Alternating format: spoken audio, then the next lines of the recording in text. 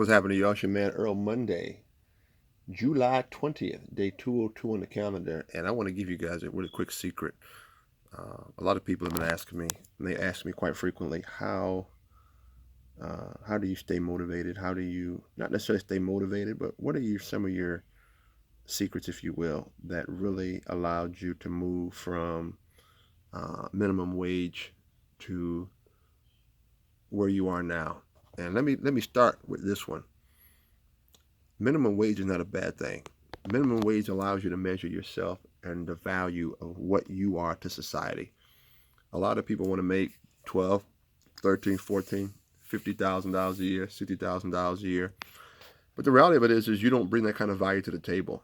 And that's a harsh thing to say, because to people that don't understand money, value, resources. But thank God for minimum wage. I thank God for minimum wage. We've all been there at some point in time, unless you've always worked for your family business. And even then, if you work for a family business, your family should start you out at minimum wage to teach you the value of dollar, to teach you the value of work ethic. God forbid if you start with a family and you make $50,000 a year, you have no idea what it feels like to make minimum wage when you guys have to pay other people. So that's a freebie. Everybody in your company should start at minimum wage. If they're professionals, they should start at the bottom of their bracket for education. No one should come in if they're fresh. No one should come in making a ton of money because they haven't proven themselves, and it's also not good for them. Okay, it's not good for them. All right, that's the problem with professional sports. To a large degree, a lot of people make a lot of money but have not won championships, scoring titles, conference championships, but that's here nor there. That's a different set of principles anyway. So, what's the secret? I'm gonna give it to you. What you think, what you say, and what you do all need to match up. I'm gonna say it again. Here's a secret, okay? And I heard this early in life in my 20s. It took me 4 or 5 years to really meditate just on that. And then probably the last 15 years, I have been really working hard to make sure that how I think, what I say, and what I do all matches up. Okay, and that's tough because a lot of us come from different backgrounds. All of us come from some kind of a background. And a lot of times you were not raised that way. You were not raised to think, say, and do all the same.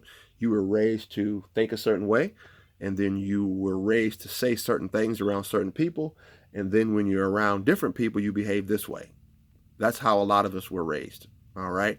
And it takes time to finally admit that what you think, aka your mentality, what you say, the power of life and death in the mouth, and then what you do, whatsoever a man, I'm paraphrasing, you reap what you sow. Either best way to say it is this: you reap what you do. So if you're sowing, you're doing something, you're planting something, and then you reap what you planted. Okay. So if you want to be very successful, if you want to have superior performance in life, start now working on your mentality, and then stop saying negative things. All right, stop saying negative things, and then when it's time to do something, make sure that what you do is what you say and what you think. All right, and it takes a lot of time to finally get those three on the same page. But let me tell you, by the God's grace, let me tell you, by the grace of God, let me tell you, by the power of the Spirit of the Most High God, once you get your body lined up, what you think mentally, what you say verbally, what you do physically, all are in alignment, you become almost unstoppable. As long as you don't intrude on the rules and the divine rules of humanity, you'll be fine. This is your man Earl, day 202, Monday, July 20th. Think, say, and do. God bless you. God keep you. Peace.